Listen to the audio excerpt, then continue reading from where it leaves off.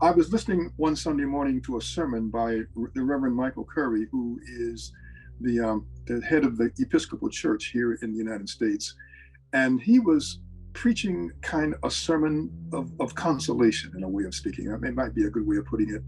And in this sermon, as he was trying to get people to come together and understand the fact that we needed to come together in a country, and that our country was apart, and that we were all suffering from this, having watched this awful thing happen to George Floyd.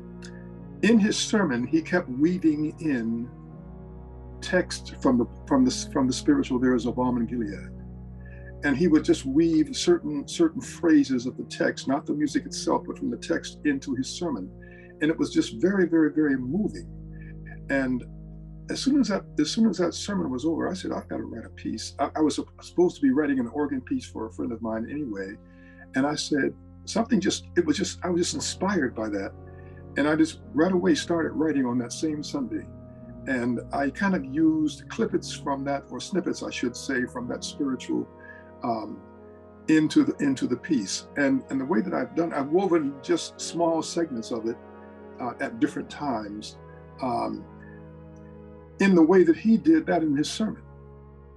And the way that I started the piece, because it was such a difficult time for us in America, having watched this awful occurrence. I thought about the darkness of the country at that point, from the standpoint that we were kind of in the doldrums of distress.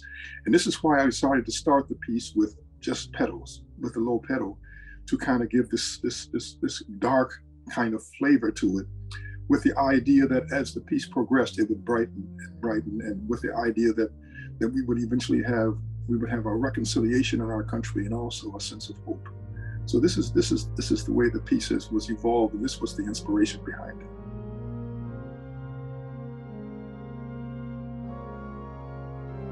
Recording Elegy was a process that